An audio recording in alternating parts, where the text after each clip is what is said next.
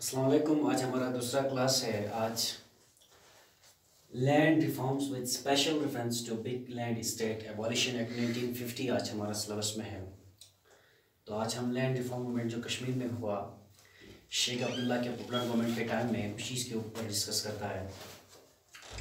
तो आपको पता है, हमने पहले से भी बार बार डिस्कस किया हुआ है कि डोगरा रजीम के टाइम क्या हुआ। डोगरा के टाइम में लैंड क्या स्ट्रक्चर था, क्या था। तो हम मोस्टली इस टाइम देखा जाता है डोगरा के टाइम में जो है, अगर कश्मीर का पॉपुलेशन का रेशो देखा जाए तो 80% जो मुस्लिम हुआ करता था और 20% नॉन मुस्लिम जो हुआ करता था। इस 80% मुस्लिम जो है टेनेंट्स, पीजेंट्स के काम करते थे। जो 20% डोगरा जो है जागीरदार, चौकीदार और मनसबदार, बड़े बड़े लैंड लॉट लीड्स यानी लैंड लॉट्स हुआ करते थे, आपको पता है। तो जब फ्रीडम स्ट्रगल कश्मीर का चल रहा था तो शेख अब्दुल्ला इस मूवमेंट में एक नया कश्मीर मैनिफेस्टो वाला प्लान रखा हुआ था, जिनका एक फीचर था land reform movement. Sheikh Abdullah की इस प्लान के तहत आज उस टॉपिक पे हम डिस्कस करने जा रहा है। जो शेख अब्दुल्ला का लैंड रिफॉर्म मूवमेंट यही था कि जो बड़े बड़े लैंड लॉर्ड्स है इनसे इन 80% पेजेंट्स को भी अधिकार दिया जाए, जो समाज के रेडिसल सोसाइटी है, समाज के जिनके ग्रीवेंस जो है बहुत बड़ा था, और ख़ासकर इन 20% की एक्सप्लॉटेशन में दबे हुए थे। इस 80% को इसी 80% को थोड़ा सा रिलैक्सेशन देना लैंड रिफॉर्म मूवमेंट था अब्दुल्ला के टाइम में, तो जो 1950 से शुरू हुआ। आज उस चीज़ के ऊपर हम डिस्कस करने जा रहा है। जो पीपल ऑफ कश्मीर जो है, ख़ासकर पीपल ऑफ कश्मीर इस नया पॉपुलर गवर्नमेंट से जो एक्सपेक्टेशन रख रहा था। अब नया पॉपुलर गवर्नमेंट 1948 से शेख अब्दुल्ला के टाइम से फिर से शुरू हुआ। तो लोग जो है मतलब इस चीज़ के इस इंतज़ार था कि कब शेख मोहम्मद अब्दुल्ला इस नया कश्मीर मैनिफेस्टो वाला प्लान को लागू करेंगे। इस नया कश्मीर मैनिफेस्टो वाला प्लान में से एक था ही land reform movement.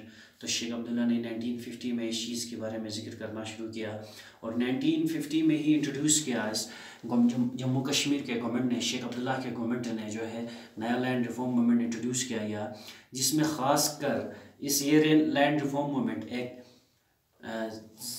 On the base of communalism नहीं बल्कि on the base of socialist orientation था। तो ये स्टार्ट किया उन्होंने। इस लैंड रिफॉर्म मूवमेंट को गवर्नमेंट ने कानूनी शेप देने के लिए जो 1950 17 अक्टूबर 1950 को जो है एक कानून बनाया गया। इसी कानून को the big land state abolition act 1950 कहा जाता है, जिसमें सबसे बड़ा मुद्दा इस एक्ट को जो बिग लैंड एबॉलिशन एक्ट 1950 को जम्मू कश्मीर के पीजेंट्स को जो है इसे एक मैग्ना कार्टा से जाना जाता है, क्योंकि उनके लिए एक मैग्ना कार्टा था। आपको खुद पता है, कल तक ये जो है किसी की ज़मीन पे काम करवाता था पेट भरने का कुछ थोड़ा सा भी अधिकार नहीं मिलता था उन्हें। लेकिन इस कानून के बाद उन्हें भी एक मालिकाना अधिकार मिला, इसलिए इनको Magna carta of the peasants of Jammu and Kashmir कहा जाता है इस एक्ट को। तो इस एक्ट में सबसे बड़ा मुद्दा ये था, इस लेजिस्लेचर में, इस कानून में ये कहा गया कि आपको एक लैंड लॉर्ड्स को मैक्सिमम लिमिट ज़मीन इतना रखना है और बाकी पीजेंट्स को भी देना है। उसके बाद रेस्ट जो बच जाते हैं वो स्टेट गवर्नमेंट के क्रेडिट में देना है। तो इसमें सबसे बड़ा इस लैंड लॉर्ड एबॉलिशन इस एक्ट में जो है लैंड लॉर्ड्स को एक ऑर्डर निकाला गया। इसमें कहा गया उनको मैक्सिमम सीलिंग लिमिट जो है 22 एकड़ ज़मीन आप रखा जाएंगे, जिनमें जो आपको लैंड ओनर्स का अधिकार मिलेगा 22 एकड़ ज़मीन पे। रेस्ट ऑफ द ज़मीन आप पीजेंट्स को वगैरह उनको दे देंगे। इस 22 एकड़ में भी डिवाइड करके उनको कहा गया आप एग्रीकल्चर के लिए 160 कनाल से ज़्यादा नहीं रखेंगे। इसमें डायरेक्टली इस कानून में लिखा गया आप एग्रीकल्चर के लिए 160 से ज़्यादा ज़मीन नहीं रखेंगे। आप जो है वेजिटेबल गार्डनिंग वगैरह के लिए 8 कनाल रखा जाएगा। उसके बाद 4 कनाल जो है आप जो है रेजिडेंशियल साइड आपको मकान वगैरह बनाने के लिए रखा जाएगा, इस लैंड एबॉलिशन एक्ट में लिखा गया। उसके बाद फर्दर कहा 10 कनाल आप ऑर्चर्ड्स के लिए, जिनमें प्लांट ट्रीज वगैरह आपके जो फ्रूट्स वगैरह उनके लिए 10 कनाल रखा जाएगा। इनको टोटल मिला के 180 कनाल्स बन जाता है, यानी 22.75 एकर्स। इस 22.75 एकर्स पे आपको मालिकाना हुकूक मिलेगा और रेस्ट ऑफ द ज़मीन जो आप स्टेट गवर्नमेंट को और पीजेंट्स को ऑनरशिप दिया जाएगा। ये एक्ट पास किया गया 17 अक्टूबर 1950 में, ये जो इस एक्ट के तहत। और उसमें सबसे बड़ा चीज़ पीजेंट्स को जो ऑनरशिप दिया गया लैंड में 160 कनाल को, जो 160 कनाल जो ज़मीन था उस पर पीजेंट्स को ऑनरशिप दिया गया विदाउट कंपनसेशन। इसमें ये क्लियर लिखा हुआ था पेजेंट्स को कोई कंपनसेशन नहीं देना है। आपको बगैर कंपनसेशन के जो जिस खेत पे काम कर रहा है उस खेत में से जो जिस ऑनर्स के खेत पे जो जिस ऑनर्स के अंडर काम कर रहा है, जो लैंडलॉर्ड्स के अंडर काम कर रहे हैं, उनको वही लैंडलॉर्ड्स 160 कनाल दिया जाएगा और ख़ुद 180 कनाल रखेंगे। रेस्ट ऑफ द ज़मीन आप स्टेट गवर्नमेंट को देंगे। इस एक्ट में क्लियर कट लिखा हुआ था। लेकिन पेजेंट्स को मालिकाना हक दिया जाएगा विदाउट कंपनसेशन। ये क्लियर कट इसमें लिखा हुआ था इस एक्ट में। ओरिजिनल ओनरशिप बनाया जाएगा पेजेंट्स को। इसके अलावा फर्दर इसकी वजह से कहा जाता है, मतलब इस वजह से 9000 प्रॉपर्टर्स जो हुआ करता था जिनसे ज़मीन निकला गया 4.5 लाख एकर्स ऑफ लैंड। 9000 बड़े बड़े प्रॉपर्टर्स से जिनके पास ज़मीन था, उनसे अगर इस कानून के तहत तकरीबन स्टेट गवर्नमेंट के अंदर आता है 4.5 लाख एकर्स लैंड आ जाता है। आउट ऑफ दिस 4.5 लाख में से 2.3 लाख एकर्स जो है ट्रांसफ़र किया जाता है टेनेंट्स को, टिलर्स को। ओनरशिप का अधिकार दिया जाता है टेलर्स को, टेनेंट्स को, किसानों को। और रिमेनिंग लैंड जो है स्टेट गवर्नमेंट के अंडर दिया जाता है। एक सबसे बड़ा मुद्दा था जो ये जो पीजेंट्स जो है पिस रहे थे आज तक इन बड़े बड़े लैंडलॉर्ड्स के अंडर, उनको ज़मीन दिया गया। और इसमें सबसे बड़ी बात 9000 बड़े प्रॉपर्टर्स से 4.5 लाख एकड़ से जो ज़मीन निकाला गया, उनमें से 2.3 लाख एकड़ जो है ट्रांसफ़र किया गया डीलर्स के नाम पे, उनको ओनरशिप अधिकार दिया गया। रिमेनिंग ज़मीन जो है स्टेट गवर्नमेंट को दिया गया। उसमें सबसे बड़ा बात, इससे पहले अगर देखा जाए ये सारा ज़मीन महाराजा ये डिक्लेयर करता था सारा ज़मीन मेरा है। और महाराजा के बाद अगर देखा जाए तो उनके बड़े बड़े जागीरदार और स्मॉल क्लास ऑफ लैंडलॉर्ड्स जो महाराजा के टाइम में हुआ करता था, जिन्हें हम चकदार्स कहता है, ये चकदार्स, ये जागीरदार्स वगैरह, इनके हाथ में जो ज़मीन था इससे पहले, इन सब से अब स्टेट गवर्नमेंट ने इस बड़े बिग लैंड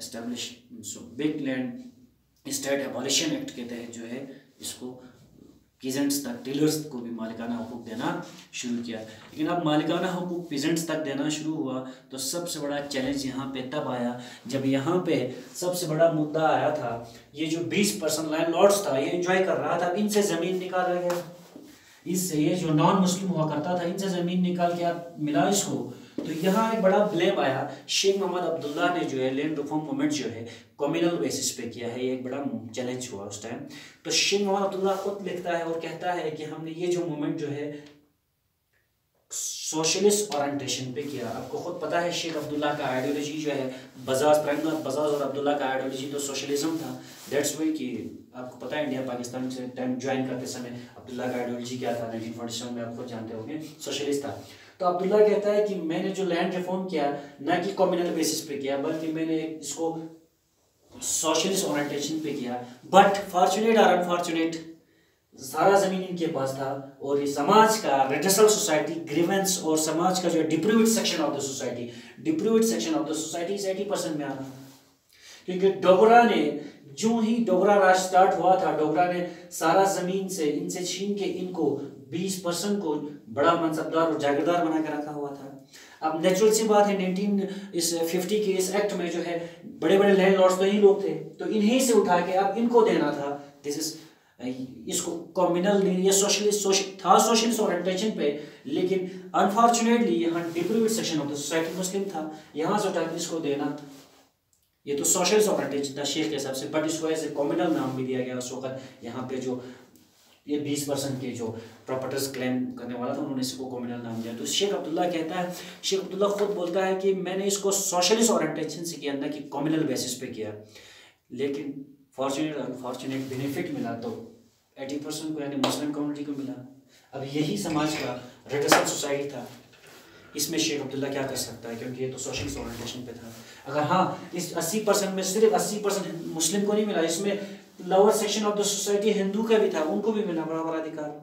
वो डिप्रीव्ड सेक्शन में लोअर कास्ट का हिंदूज भी था, उनको भी मिला।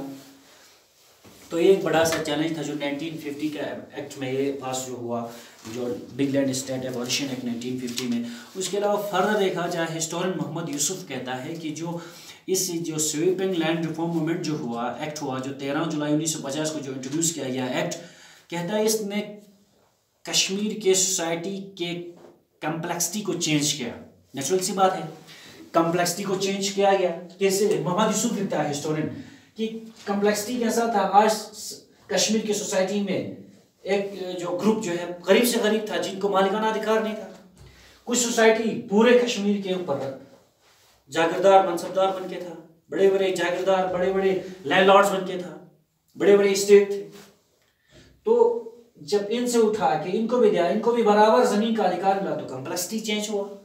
सोसाइटी में जो रिजिड सिस्टम था, सोसाइटी में जो डाइवर्जन ये डिवीजन था, ये चेंज हुआ। हिस्टोरी में मोहम्मद यूसुफ लिखता है, और खासकर सुमित्रा बोस, आपको मैं बार बार रिकमेंड करता है सुमित्रा बोस, आपके दोनों यूनिट के लिए, जो लास्ट 2 यूनिट्स के लिए रिकमेंड करता हूँ। वही सुमित्रा बोस लिखता है कि ये जो 2.2 मिलियन एकर्स जो ज़मीन जो है लैंड, सिर्फ 395 बिग लैंड लॉर्ड्स के पास था।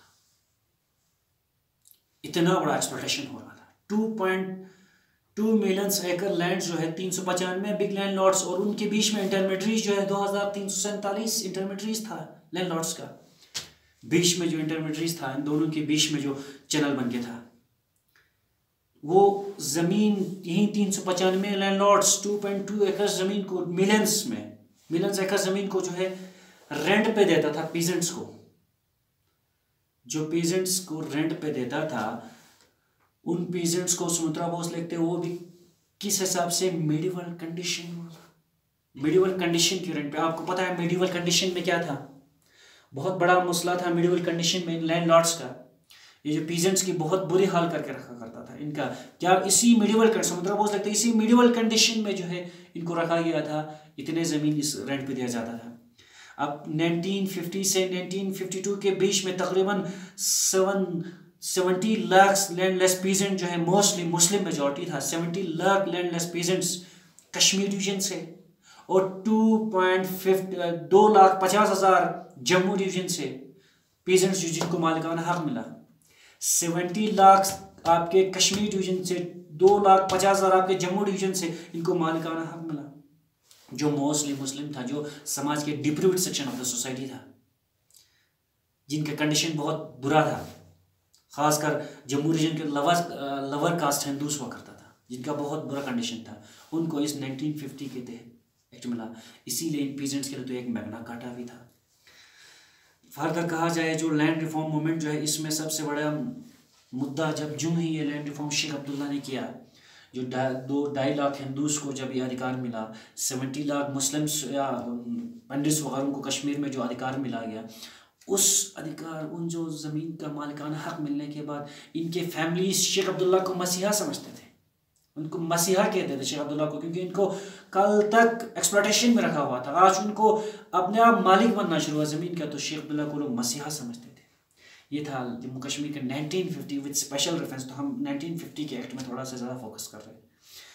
उसके बाद 1953 में Jammu Kashmir land utilization act पास हुआ, जिसमें ये क्लियर कट कहा गया कि लैंड को किस ज़्यादा से ज़्यादा लैंड को एग्रीकल्चर में लाया जाए, किस डायरेक्शन में लैंड को ज़्यादा इस्तेमाल करना है, किस तरह यूटिलाइज करना है। 1953 के एक्ट में मोस्टली फोकस किया गया कि ज़्यादा से ज़्यादा ज़मीन एग्रीकल्चर में लाया जाए। आपको पता है ज़्यादा पॉपुलेशन यहाँ की बेसिक हमारा प्राइमरी इकोनॉमी एग्रीकल्चर है जम्मू कश्मीर का।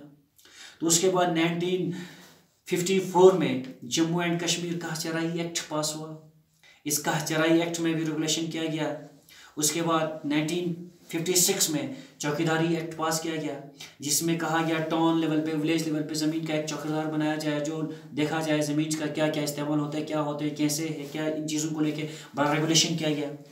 फिर जो है 1956 में रेगुलेशन एक्ट पास किया गया जम्मू कश्मीर की कॉमन लैंड के ऊपर, जिसमें सबसे बड़ा मुद्दा ये था कि रिलीफ वगैरह प्रोवाइड किया जाए, रोड पाथवेज वगैरह के लिए ज़मीन कैसे दिया जाए, इन चीज़ों के बारे में डिस्कस किया गया कि रोड्स कहाँ से बनाना है, कुएँ, ड्रेन, वाटर चैनल्स के लिए सबसे बड़ा मुद्दा था। उसके बाद 1960 में सबसे बड़ा और एक पास हुआ लैंड ग्रांट एक्ट, जिसमें जम्मू कश्मीर गवर्नमेंट ने लैंड ग्रांट देना शुरू कर दिया।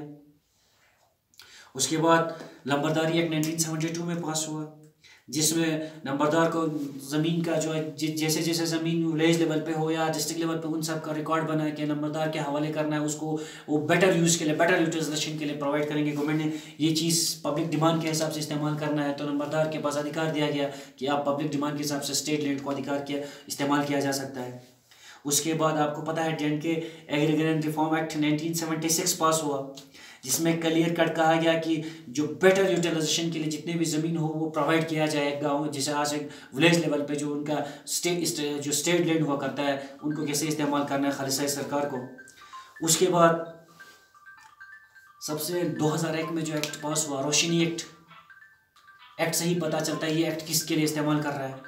इस रोशनी एक्ट में सबसे बड़ा बात 2001 में जो पास हुआ, इसमें ऑक्यूपेशन रोशनी एक्ट में सबसे बड़ा मसला था, आपको पावर प्रोजेक्ट्स वगैरह बनाना था। इन चीज़ों के लिए एक्ट किस तरह फाइनेंस करना है, किस तरह इस पावर प्रोजेक्ट के लिए ज़मीन प्रोवाइड करना है, इन चीज़ों को लेके इन सारे चीज़ों के बारे में डिस्कस किया। ये सारा जम्मू कश्मीर लैंड रिफॉर्म में था। इसमें सबसे मतलब ज़्यादातर शुरुआत 1950 वाला लैंड रिफॉर्म से हुआ, क्योंकि वही एक बेसिक मैग्ना कार्टा था पीजेंट के लिए जो 1950 में हुआ। 13 जुलाई 1950 से इन्होंने इंट्रोड्यूस किया गया। 17 अक्टूबर 1950 को ये कानून बन के गया, Jammu Kashmir big land abolition act, ये जो पास किया गया। इसमें लैंड लॉर्ड से ज़मीन उठा के पेजेंट्स को मालिकाना अधिकार देना शुरू किया, जो कि डोगरा रजीम में मोस्ट ऑफ द पीपल से ज़मीन उठा के कई 10% पंडित्स को जागीरदार मनसबदार जो बनाया गया था 1950 में नया कश्मीर मैनिफेस्टो प्लान को इम्प्लीमेंट किया गया, जिनमें एक बेसिक फीचर ही लैंड रिफॉर्म मूवमेंट था। अस्सलाम वालेकुम।